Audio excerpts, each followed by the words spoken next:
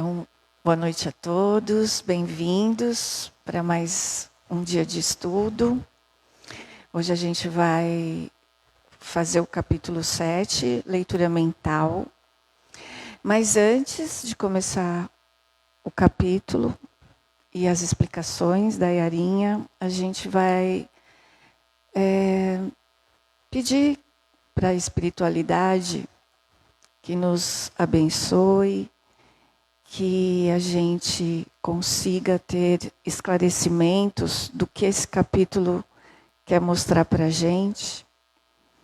Então, vamos fechar os nossos olhos, respirar profundamente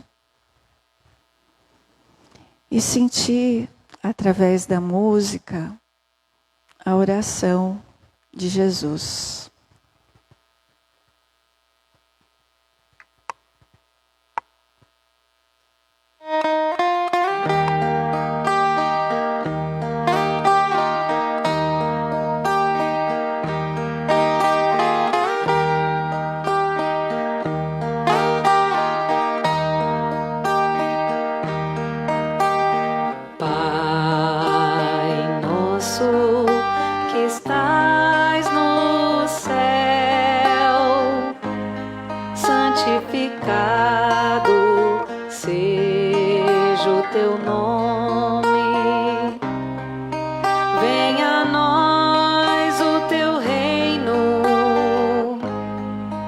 Seja feita a tua vontade.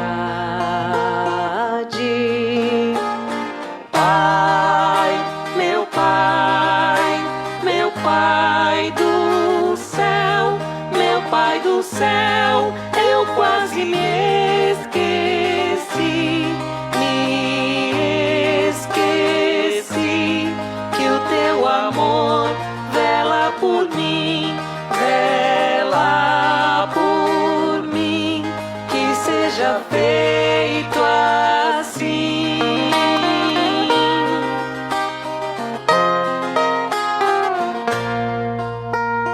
O alimento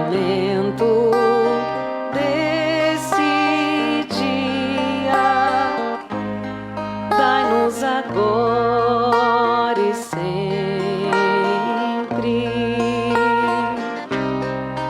Perdoai as nossas ofensas de um modo maior com que perdoamos.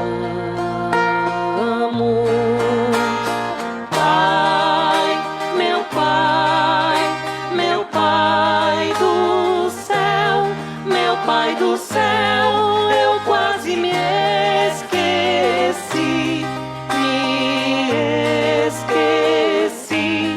Que o teu amor vela por mim, que seja feito assim.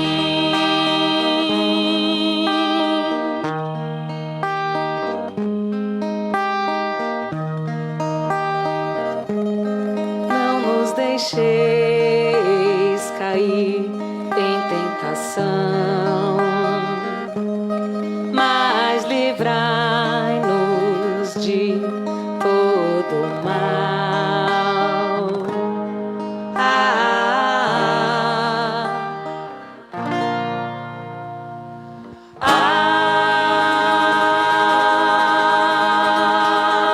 Amém. Então, no capítulo anterior, a gente acompanhou a caminhada feita pela expedição liderada pela Zenóbia para finalmente encontrarem o amigo dela, o padre Domênico. E após eles fazerem uma prece de preparação, a enfermeira Luciana começa a observar o campo mental do Domênico.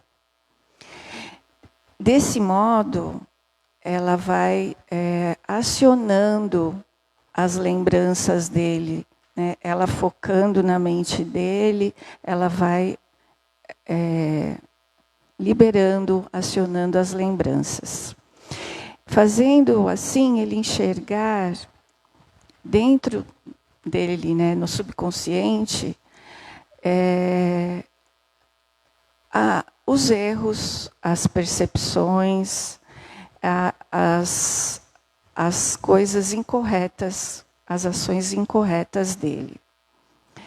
Então, a Luciana, com a clarividência, acessa as memórias e as emoções do Domênico.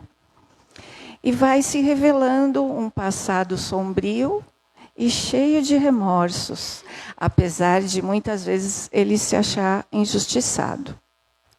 Então, ela começa a fazer perguntas para ele com a intenção de fazê-lo refletir, né, para despertar nele sobre as suas responsabilidades. E o André, sempre observando, atento a tudo, né, vê que o Domênico reclama, não quer colaborar muito, né, mas vai dando sinais de transformação, pequenos sinais de transformação íntima. Então, parecia que ele estava recapitulando o passado. E com todos os colaboradores magnetizando, voltados para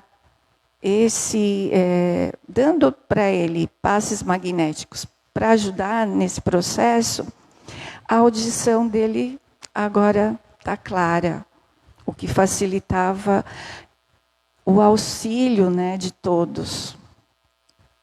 Então, conforme a Luciana vai entrando no campo mental dele, vão acontecendo cenas, parecendo como um filme, né? Então, são descritos nessas cenas detalhes, mostrando os erros do passado de Domênico e as consequências de suas ações egoístas. Então, ela começa pela noite em que ele foi assassinado. É a primeira lembrança que começa a vir à tona. Quem o matou, né? Então, ela consegue capturar no campo emocional dele e ver que ele está entrando empolgado numa casa, onde ele encontra uma mulher. E chegando lá todo animado, ele se desfaz das suas vestes de padre, como se ele estivesse tirando um peso de cima. E essa mulher, ela era casada, mas ela cede às promessas dele, né? Mas o que eles não sabiam era que o marido dela estava escondido lá, observando tudo e muito ofendido. Ele ficou muito possesso. E, numa crise dolorosa, passional, ele sai sem ser notado, indo em direção a uma cidade mais próxima, entra numa loja, numa mercearia, compra um vinho antigo, que é um vinho caro. Ele sai desse local, se esconde entre as sombras de umas árvores e despeja no vinho um frasco de veneno fulminante. Em seguida, ele volta para a cidade dele, né? É tudo muito próximo. E espera um encontro casual com o Domênico. Então, ele espera ele sair da casa dele, né? E vê o Domênico se dirigindo para a casa paroquial e encontra como se ele estivesse acabando de chegar de uma viagem rápida. e convida o padre para tomar aquele vinho antigo, tão valioso. O padre aceita, eles entram na casa paroquial, o padre toma o vinho e rapidamente já começa a sentir os efeitos do veneno. E logo ele começa a ter a desencarnar, né? E quando o seu algoz, né, percebe que ele já está quase indo embora, ele rapidamente esconde a prova do crime e começa a chamar por alguém para ajudá-lo, que o padre está morrendo, está passando mal. E várias pessoas começam a chegar, que moram ali também. Mas é tarde. Domênico já não consegue pronunciar mais palavra nenhuma, ele ainda está numa semi-consciência, mas está difícil de falar. E esse algoz, né, o marido traído, pega na mão dele, fingindo amizade sincera, fala, né, querendo dizer que ele estava ali dando uma força. E se explicando o porquê que ele estava ali naquele momento, contando uma lorota. E o Domênico agonizando, não conseguindo falar nada, mas ele percebe que chega o Monsenhor Pardini. E o Monsenhor chega, vê a situação dele, vê que ele está morrendo e vai falar as palavras de extrema unção para que o Domênico parta em paz. Só que ele está tão fraco, porque parece que quando o padre fala, o moribundo repete, né, o que o padre está falando. Mas ele estava tão fraco que ele não conseguia repetir as palavras. Que o Monsenhor fala: te dou toda a absolvição dos seus pecados da existência humana. E então, logo que amanhece, chega o médico e constata que ele foi envenenado e ele dá como ele tomou o veneno, né? Como se fosse um suicídio. Mas, para evitar escândalo na comunidade, ele fala que ele sofreu um ataque fulminante.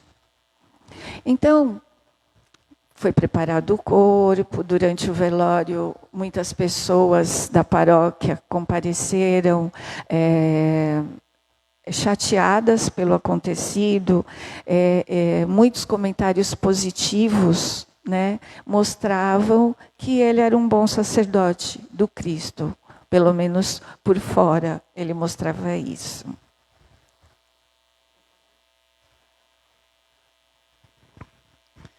Boa noite de novo. A mediunidade da Luciana. Yara, os espíritos têm mediunidade? Tem. Porque vão mediar outras instâncias, outras densidades, né? Às vezes outros planos. Então, em espírito, a Luciana tinha uma capacidade mental de fazer a leitura da história. Alguns de nós ficam um pouco assustados, falam assim, mas a vidência não é ver alguma coisa, um objeto, a presença de um espírito? A gente está estudando, então, que a vidência é muito mais. É ver fatos, histórias. Quem tinha essa sensibilidade era o Chico. Quando os espíritos, principalmente Emmanuel, se aproximava dele para contar as histórias, principalmente daqueles livros clássicos, há 2000 anos, 50 anos depois, Ave Cristo. Então ele era transportado, ele conta, né, como eu me sentisse transportado, e aí começava a aparecer uma história na frente dos meus olhos que eu não tinha como intervir. Isso é uma vidência. Agora, existem outros tons de vidência. Tem a vidência fisiológica. Os espíritos enxergam as nossas vísceras.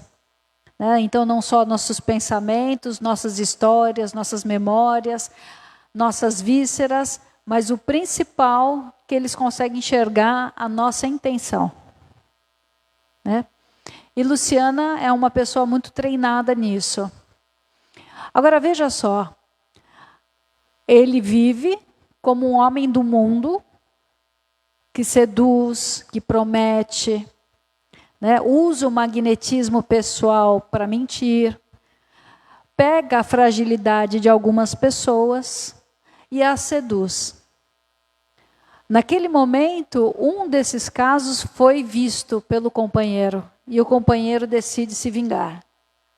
Pega tudo aqui, como a Abi já contou, vai lá no vinho, pega o veneno e pá, e ele parte.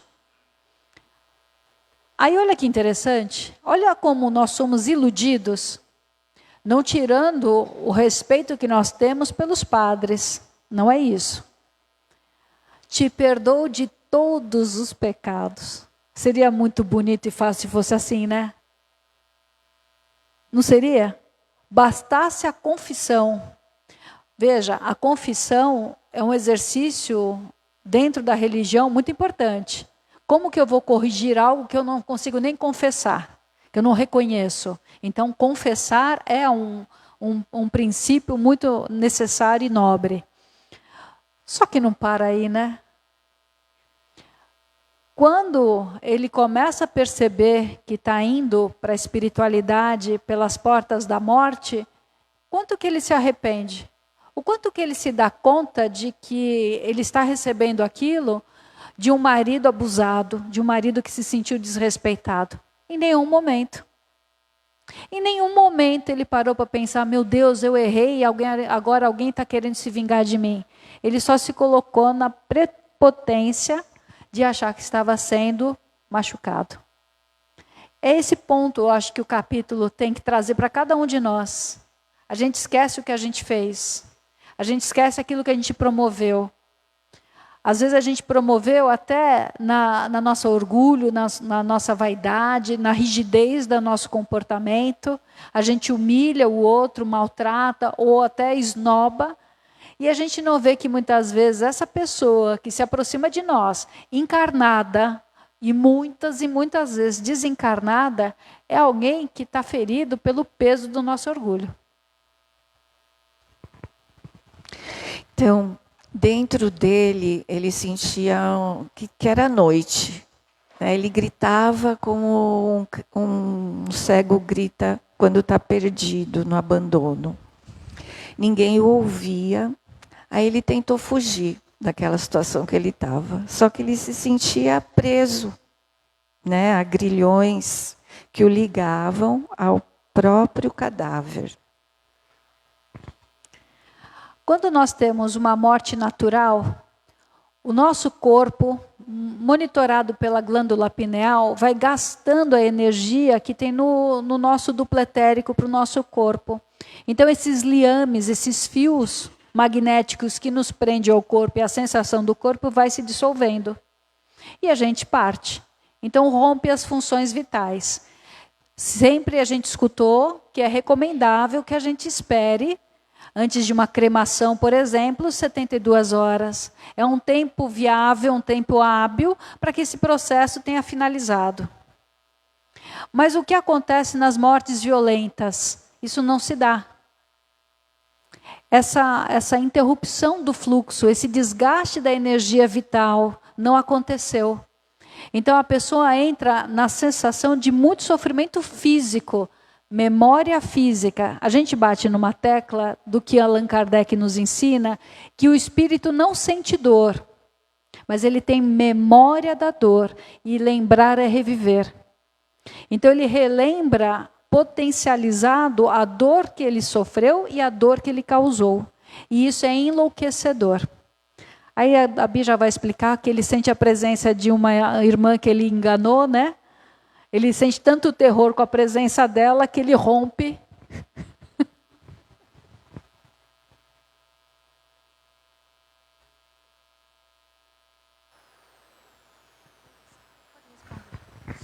Mas pode haver casos, por exemplo, num acidente, que espíritos podem sair, né, saírem do corpo e não sentir.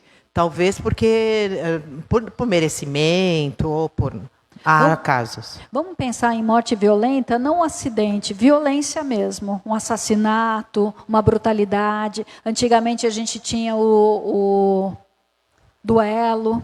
Então vamos pensar morte violenta por violência. Agora acontece muitas vezes de um acidente, a pessoa ainda é muito jovem, tem muita vitalidade, e o susto. Então, de acordo com a carga de mérito, quer dizer, as boas intenções, a vontade do bem, a moral mais elaborada, muitas vezes ele nem sente o choque. Vocês lembram do acidente aéreo dos Mamonas Assassinos? Desculpa, eu não lembro o nome. Assassinos, né? Desculpa, o nome também é lindo. Então, eles tiveram um acidente que todos morreram no acidente. E a espiritualidade, tempos depois, anos depois, veio narrar o episódio, contando algumas coisas, que era um enfrentamento coletivo, né? Era um karma coletivo do grupo, mas que porque eles praticaram muito bem, eram pessoas que faziam muita caridade, ajudavam muitas instituições, eles tinham um princípio moral muito bacana. Então, eles foram praticamente arrancados segundos antes, né? Então, nem todo acidente a pessoa vai ter todo o processo. Vai depender muito da qualidade da vida moral que ela teve. Mesmo saindo do corpo, isso vai ficar na memória? O acidente? Não, mesmo ele saindo, sendo retirado, esse espírito vai ter essa lembrança, essa condição? Às vezes não. Porque por ação hipnótica ele perde o nível de lucidez. Então, ele pode saber do que aconteceu, mas não sentir. Às vezes, ele é desligado antes, né? Então, ele estava muito atormentado pela ansiedade. Ele sente fome, ele sente dor, ele sente sede. E não dá para precisar quanto tempo ele ficou nessa angústia, vagando, preso nele mesmo. Aí a Luciana vê também que uma entidade sofredora de mulher estende os braços horrendos para ele. E consegue desatar os últimos laços que o prendiam ao corpo. E ele foge desesperado. E Luciana consegue ver que essa mulher horrorosa também pertence ao passado dele. Ela conta que era uma jovem de família tradicional, os pais frequentavam a igreja, mas a inocente jovem caiu nas lábias do padre e acabou engravidando. Ela confiava que ele gostasse dela e achou que ele ficaria com ela, largaria tudo, né, para ficarem juntos. Mas quando ela o procura numa noite chuvosa, contando o que estava acontecendo, ele se isenta da responsabilidade, falando que era padre e que não podia resolver essa situação, né? Uma solução seria ela se casar às pressas com algum dos últimos servos, né? Então, ela ouvindo isso, ela se decepciona e foge correndo da igreja, da casa paroquial, volta para a casa dela, na chuva, e chegando em casa, ela tem um gesto impensado, toma veneno e também morre. Quando nós chegamos na espiritualidade, vamos lembrar que o nosso perispírito é o modelo organizador básico. Ele não morre, né? Ele acompanha. Só que ele acompanha as vibrações. E muitos hábitos nossos também são levados. Então, o condicionamento celular funciona. O cabelo continua crescendo, as unhas continuam crescendo. Já que a gente não tem higienização através do pensamento, nem da vida, então a gente continua se sujando. Então, normalmente, os espíritos que estão vagando, sem eira nem beira, eles têm um aspecto muito ruim.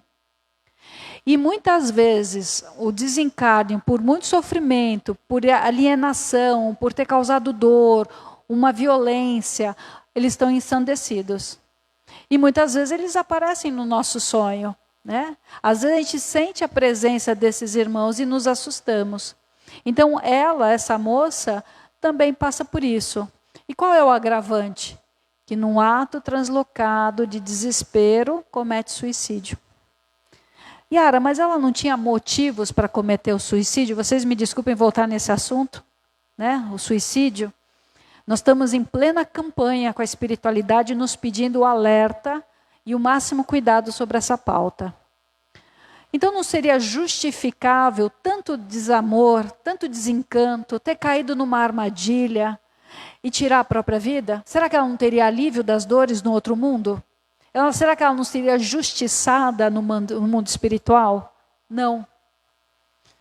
Naquele momento que vem a decepção e um ato, né, naquele impulso do desespero, comete suicídio, ela está fazendo uma grave falta a ela mesma. Um grave dano a ela mesma.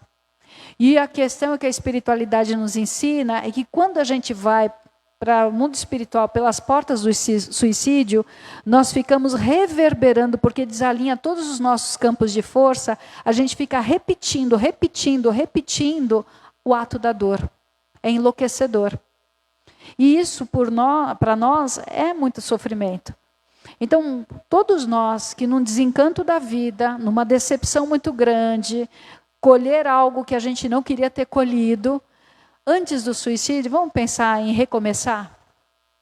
A grande perda, a grande dor, a grande ruptura, o grande fracasso, tudo isso é a vida chamando a gente para fazer de novo, de um outro jeito. Para que a gente mude. Nós somos incapazes de mudar alguém. Nós somos incapazes de voltar no passado e fazer outra história. Nós temos que começar daqui. Então a dor, a ruptura é um recomeço. E não podemos ficar presos só na perda. A gente tem que pensar na esperança de fazer de novo, de tentar de novo.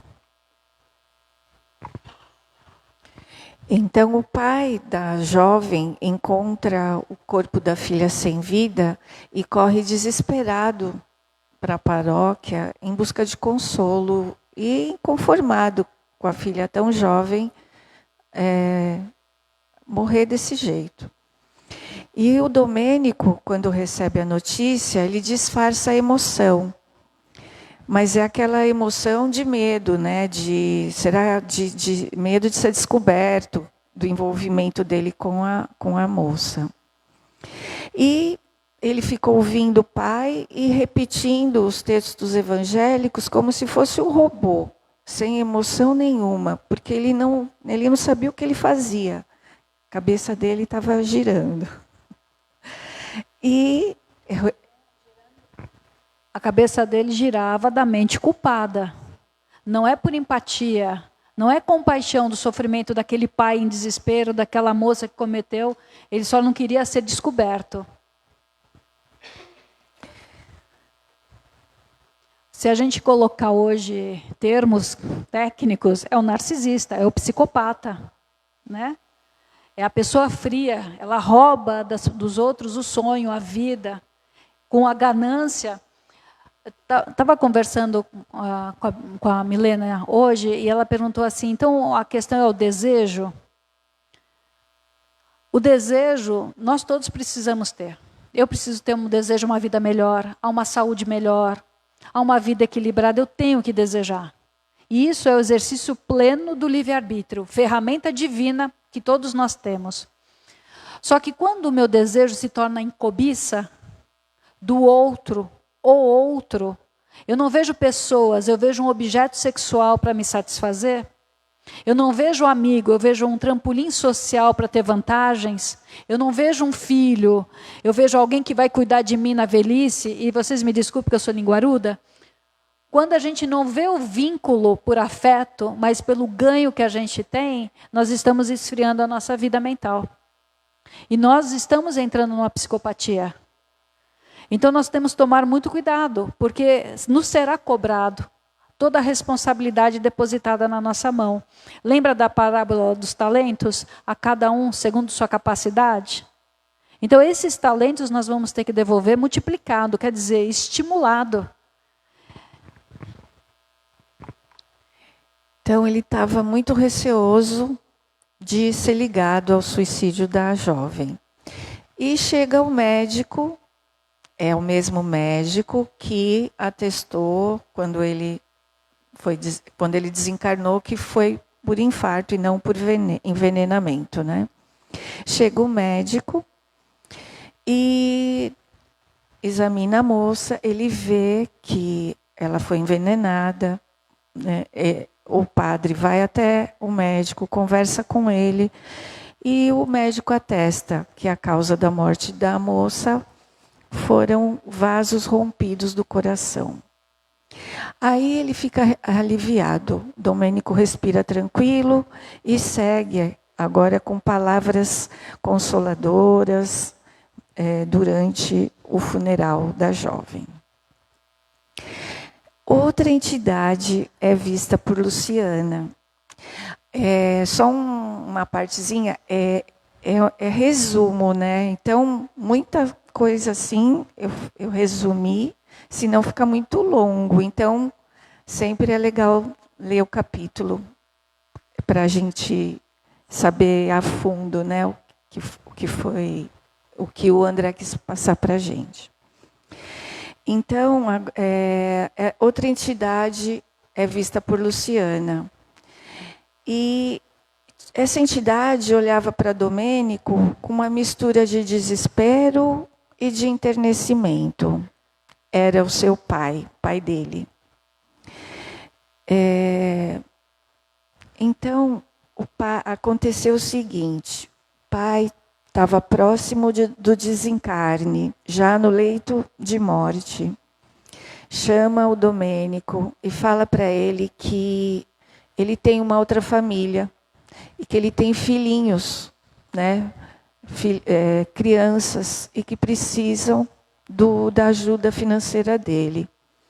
E o pai fez um testamento, e nesse testamento ele deixa uma ajuda financeira para essa família.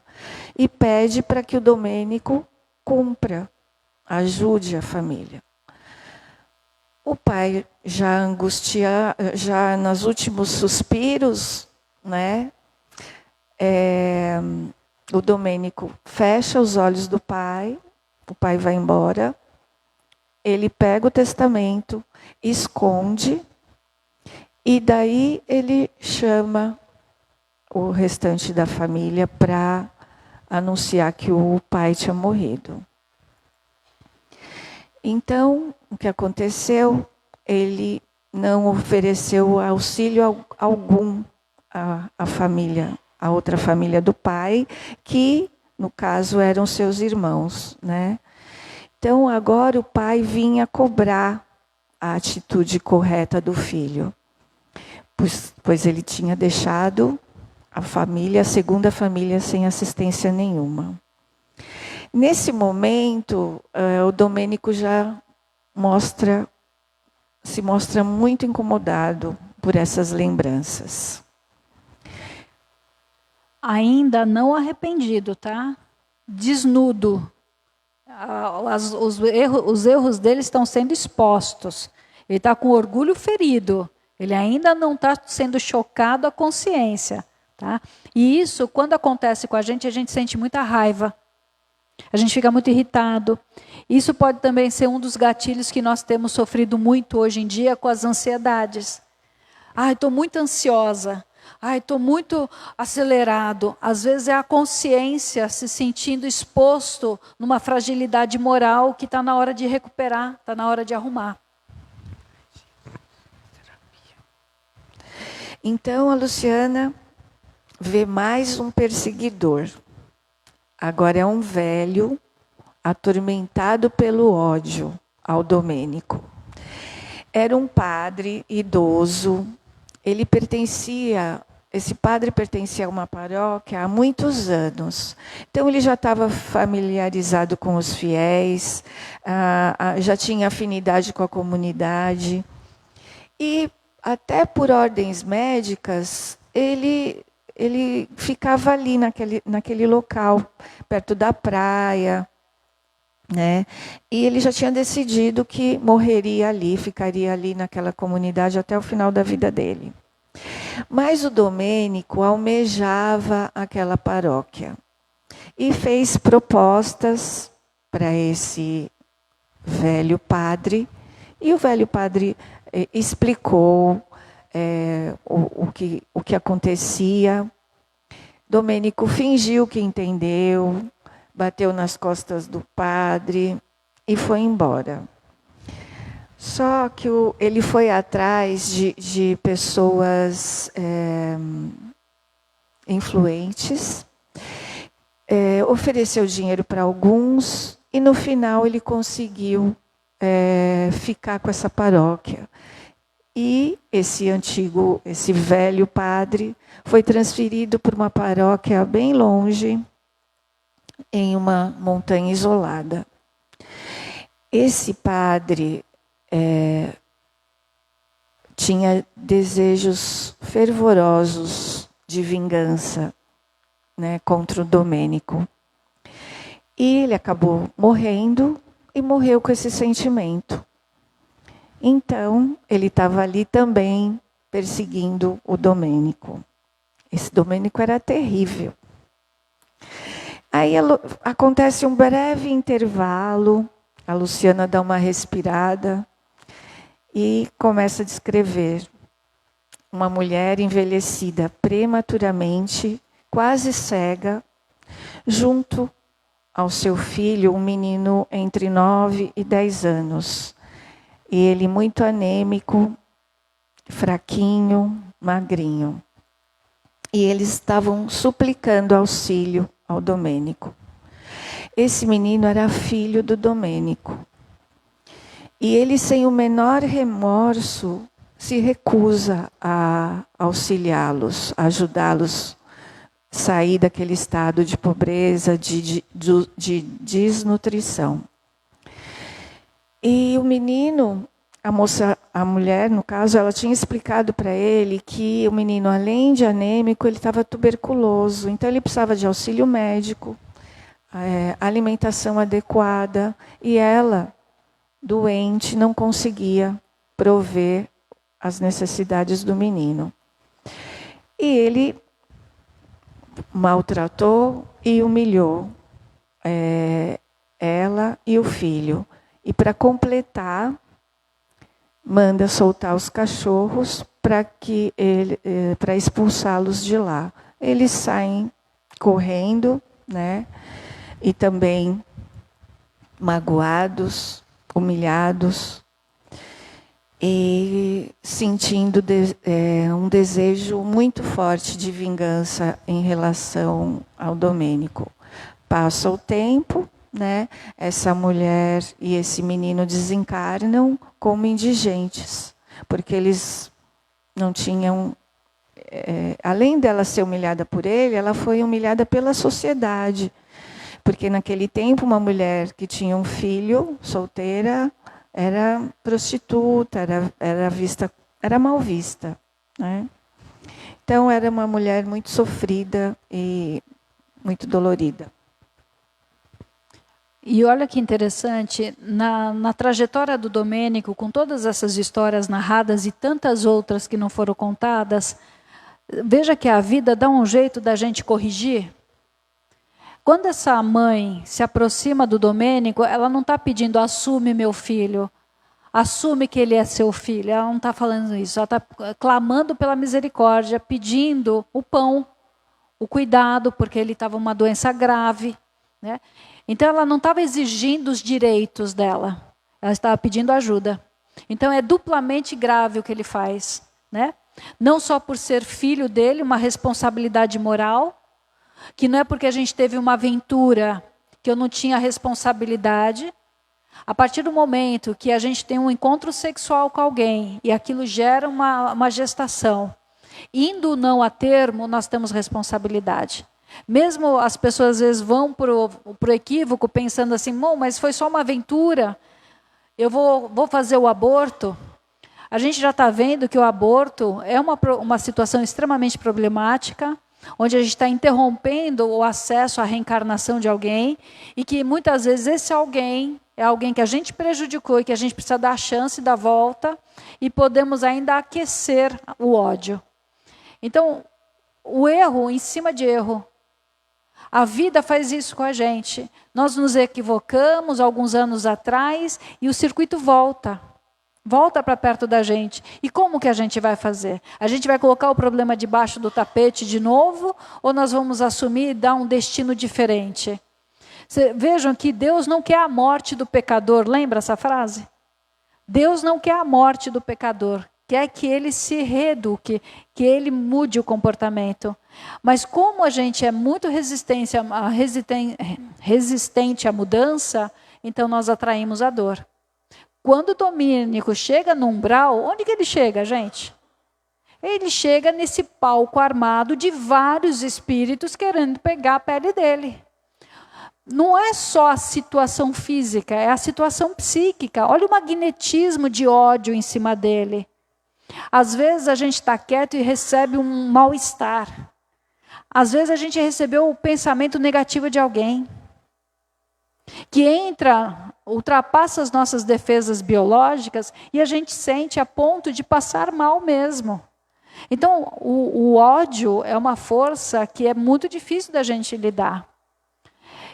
E o pior, ele chega lá e ele não se depara com a verdade e fala assim, meu Deus, o que eu fiz com a minha vida? Ele ainda se acha injustiçado. Cadê os méritos por ser um padre? Cadê a proteção divina? Cadê o pecado incondicional que eu recebi no leito de morte? Ele ainda está com a ilusão. Por isso que a fascinação é um grande problema que a gente tem que tomar cuidado. Então, mais uma mulher de olheiras fundas e vestes negras surge.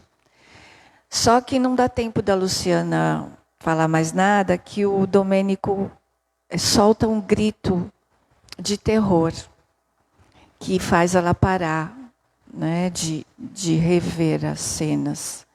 Então, agora ele está experimentando um intenso sofrimento ao reviver esses atos passados. Aí ele expressa dor e arrependimento através de soluços atrozes e lágrimas. Zenóbia percebe que Domênico melhora graças ao divino médico. Fala que as lágrimas são vistas como uma forma de purificação e alívio para o espírito sofredor. Depois de uma longa crise de pranto, Zenóbia pede ao padre Hipólito que, em conversa, semeie novas ideias, né, em sua consciência dolorida. E o padre vai lá, começa a conversar com ele se queixa, questiona, né? E enquanto eles estão conversando, surge uma velhinha muito simpática, que abraça a Zenóbia com carinho e cumprimenta todos os que estão ali presentes. É Ernestina, a mãe de Domênico. Então, fosse pela renovação profunda daquela hora que estava modificando o padrão vibratório, ou pelas forças invisíveis, as energias conjuntas estavam beneficiando o Domênico. Ele não os via, ele não conseguia enxergar ninguém. Ele consegue enxergar apenas a recém-chegada, que é a sua mãe. Até aquele momento ele só estava escutando, né? Mas ele só enxergava agora a mãe dele. Ele nem percebia que ele estava deitado no colo da Zenóbia, espírito amigo de outra época, né? E ele gritava, né? Ele soltava gritos comoventes, chamando pela mãe. E esses gritos emocionou a todos que estavam ali. Então agora aquela criatura fria, prepotente, indiferente, que zombou de tantos, invocava o nome mãe como se fosse uma criança indefesa. Ele pede ajuda, pede perdão, fala que a justiça divina o descobriu, de ser um malvado sem perdão, um criminoso infernal. Seu passado tenebroso estava vivo e atrás dele. Pergunta se ela é capaz de suportá-lo, sendo que todos o detestavam. Peraí. Ela responde que não sabe se ele foi um criminoso, mas sabe que o ama com toda a sua alma. E o acolhe e pede para que ele deixe nascer os pensamentos de reconhecimento a Deus. Se a gente vai escutando e vai lendo a história, fala assim, ele se arrependeu. Não, ainda não. Ele começa a perceber que ele foi um monstro. Ele começa a perceber que ele abusou do poder que ele tinha. Mas ele não está arrependido ainda. Quando ele começa a lembrar da história, do romance que ele tinha com Zenóbia na juventude, que ele tinha muitos sonhos, muitos planos de viver ao lado dela, mas que nas contenções sociais da época, ela precisou se frustrar, precisou ceder às convenções e se casar com um viúvo, com outros filhos, muitas vezes desrespeitando sua honra feminina, foi para o sacrifício, mas ele naquele momento ele não via o sacrifício de Zenóbia, ele só conseguia ver a perda dele. Então, naquele momento, ele não está arrependido, ele está justificando o porquê que ele foi mal, porque ele tem uma dor. Ele só consegue começar a se arrepender quando a mãe dele mostra para ele que ele não foi vítima, que ele não foi tão sofredor assim, que além dele, Zenóbia foi muito mais bonita, porque ela se sacrificou, se renunciou sem reclamação e testemunhou até o final. Ela não agiu de forma errada, justificando porque ela tem dor. Nós somos assim ainda. Eu sou grossa porque me maltrataram. Eu não tenho paciência porque não tiveram comigo, né? Eu falo as verdades. Eu sou direta. Não, eu sou direta, eu sou mal educada mesmo. Então a gente justifica o comportamento tentando disfarçar a nossa consciência. Foi isso que ele fez no primeiro momento. Começou a doer muito quem ele era na verdade. Ele começou a perceber. Mas olha os caminhos que nós temos de esquiva para não enfrentar a realidade e fazer o caminho de volta, que é a mudança. Então a mãe dele fala para ele, quem de nós não se viu à frente de uma tormenta da tormenta da ignorância? A mão de Deus, sempre misericordiosa, já nos tirou de mergulhos na lama das furnas do abismo. E Arinha, o que resta para o Domênico, no caso, porque não houve um arrependimento sincero. Então seria uma reencarnação compulsória, com problemas N, né? Deixa perto no isso. seu físico, não é isso? Quando a Luciana está narrando todas as histórias, ele está se perturbando. Ele está vendo que ele não é esse príncipe encantado, esse sacerdote de luz. Ele se vê muito humano e bem abaixo de um humano. Ele foi duro, inescrupuloso. Ele começa a se deparar com essa verdade. Ele começa então a dar desculpas. Mas os meus sonhos de romance foram quebrados. Aí a mãe volta para ele e fala assim, olha, mas você não foi vítima, você tinha o poder da escolha. Quando ele é tocado pela condição moral dessa mãe, o magnetismo moral dessa mãe, ela exala essa energia, não é só o que ela fala, é o que ele sente quando ela fala, ele começa a entrar em arrependimento. Mas vamos dizer que esse momento é o fundo do poço. Eu gosto dessa expressão, porque Dr. Risse nos ensinou essa expressão no sentido do quê? No fundo do poço, o único caminho que eu tenho que fazer é pegar impulso de volta. Não tem como descer mais. E aí começa. Então, muitas vezes, ele vai atrair para si, se ele conseguir sair da revolta, uma reencarnação com muitas provas e muitas expiações. Né? Muitas vezes, por ter machucado muito o lado feminino, muitas vezes atrai uma reencarnação no corpo feminino. Porque às vezes eu sei que eu fiz o mal, mas ainda não entendi muito. E ao passar na pele situações de humilhação, de vergonha, atraindo para si o conflito causado, a gente vai entender melhor. Entender no raciocínio, qual de nós não entende? Agora, entender na emoção, passando na pele, né? Então, por isso são as reencarnações expiatórias. Porque a gente diz que sabe, mas não quer testemunhar. Eu digo que eu confio em Deus, mas só se for do meu jeito. Então, a mãe não consegue vê-lo como um criminoso, mas sim como um doente que escutou, cultivou e acatou a sugestão do mal que lhe causaram as úlceras dolorosas. Pede que aceite Jesus, o divino médico, e que venha aderir ao serviço da elevação, a fim de ganhar os caminhos dos bem-aventurados da luz. Então a expressão dele começa a se transformar e ela vai continuando a sua fala. E ela pede que ele se dirija a Jesus, rogando uma nova oportunidade. E a André descreve que foi uma cena única. Né? Ela pega as mãos dele e une as mãos dele em prece.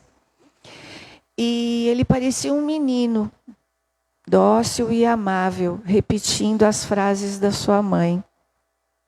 Foi como um bálsamo, e ele foi se modificando e se mostrando mais calmo. Aí, nessa parte, agora que entra a história da Zenóbia, mas ela já contou, ela já pulou minha parte. Escrevi tanto.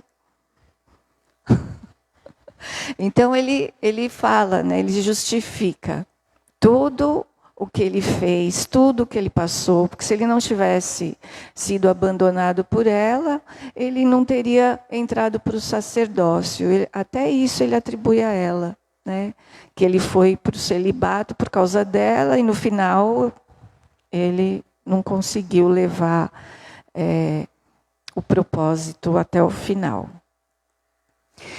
Bom, aí a Zenóbia se emociona muito com essa fala, com essa oração que ele faz com a mãe e começa e chora, né? E as lágrimas dela caem sobre ele. E ele ainda pergunta para a mãe quem estaria chorando sobre ele. Lembra que ele não vê mais ninguém, né? Só a mãe. E a mãe responde que anjos choram de júbilo nas regiões celestes quando um coração sofredor se levanta do abismo. E era isso que estava acontecendo com ele. Então Ernestina convida, fala para ele, você quer ir comigo para a sua redenção? E ele aceita, e ela com ele nos braços, eles partem em direção à crosta. Zenóbia enxuga as lágrimas, né? Mas essas lágrimas eram de felicidade, porque ela se sentiu grata por poder realizar o que ela queria, né? Que tirar o Domênico desse lugar que ele estava, do lugar de sofrimento, de lugar de cegueira mental, né, de não aceitar, não ver os erros cometidos.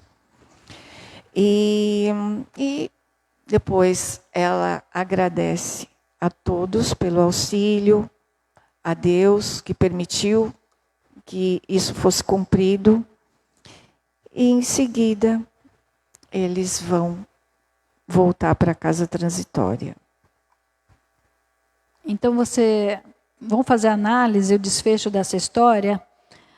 Zenóbia, um espírito extremamente esforçado, vivendo no lar da casa transitória Fabriano de Cristo, numa região extremamente densa, extremamente poluída do material humano, que é o pensamento, as paixões, num tom de grande renúncia, trabalhando pelo futuro dela, mas também pensando na oportunidade do resgate de Domênico, que leva em torno de 40 anos. A revolta insensata não suporta. Lembra do Evangelho? A revolta insensata não suporta o peso das provas. A pessoa que crê, a pessoa que de fato se conecta com Deus, aprende a esperar. Quantas vezes a gente fala assim, meu Deus, é urgente, eu estou no desespero, por que vai acontecer? Vocês vejam que os espíritos lúcidos sabem lidar com a dor? Não adianta a nossa pressa, a urgência é aquilo que não foi feito no tempo certo. A gente tem que ter sabedoria com a prudência, antes de ir, devo ou não devo? E se eu agir dessa forma, o que pode acontecer? Esse é um processo que a gente tem que começar a aprender o quanto antes, né? Medir consequência, porque muitas vezes nós teremos que esperar. Não é que a providência divina, Deus não se importa com a nossa dor. É porque a providência divina sabe que nós só estamos em desespero e não conscientes ainda do percurso. Enquanto não for uma mudança real e só o medo da punição, as coisas não mudam. E será que a gente só está com medo da punição? A gente tem medo da dor apenas? Ou a gente já entendeu que vale a pena viver em outra vibração? Então é essa a história. E se nós, hoje somos pessoas que precisamos esperar, que não vai ser no tempo que a gente está pedindo, vai ter que ser no tempo também do outro. E se tem alguém esperando por nós? Às vezes a gente está encarnado, mas vivendo no umbral. Nós não estamos nas lamas do umbral, como a gente vê nas literaturas, mas a gente está com pensamento no umbral todo dia pensando porcaria, todo dia no pessimismo, todo dia assim, entrando em pensamentos dos piores qualidades. A gente vive em sintonia com o umbral. Quantos de espíritos que nos amam, como Zenóbia ama o Domênico, estão ali por nós? E a gente insiste no caminho errado. A gente insiste na porcaria, me desculpa a linguagem feia, mas a gente insiste no erro. E depois a gente ainda quer dizer que nós somos coitadinhos que sofremos, que Deus não tem compaixão da nossa dor. Nós somos ingratos ainda, né? Então, começa teu dia, levanta pela manhã, faz a sua prece, agradece mais um dia que está começando. Mas logo em seguida, pede força para não cair nos mesmos erros. Pede força, o inimigo não está fora. O inimigo é o nosso passado que ainda nos seduz. É a ignorância de escolhas que ainda se repercutem dentro da gente e nos seduzem. Então não tem nenhum perigo lá fora. Vocês vejam que os espíritos de amor não têm medo a espíritos trevosos. Eles não têm medo, eles têm um grau de afinidade do amor, da proximidade. Por que nós temos medo de espíritos trevosos? Por quê? Porque sabemos que somos seduzidos pela mesma vibração. Então, quando nós passamos a não ter mais o medo e passamos de verdade buscar o bem, mesmo sem acertar o tempo todo, nós passamos a viver em harmonia. Por isso que o inimigo não está fora, gente. O inimigo está dentro. E a gente precisa limpar a casa mental de uma vez por todas. Resista a coisas que você sabe que te machucam. Estuda teu comportamento, estuda quais foram suas quedas morais, que com certeza a gente vai ter força de Deus para não cair de novo. Mas a gente tem que enxergar onde a gente erra, né? E para isso tem que ter humildade. Então vamos encerrando por hoje, nos acomodando confortavelmente na cadeira, fechando os nossos olhos, observa se as suas costas estão bem acomodadas, seus ombros alinhados e relaxados. E respira profundo, absorvendo todo magnetismo que a espiritualidade deixou preparado aqui para a gente. Que essas energias de amor, de alegria, de paz, de harmonia invadam todo o nosso corpo, toda a nossa mente, fazendo com que a gente tranquilize a nossa alma, aquiete os nossos pensamentos.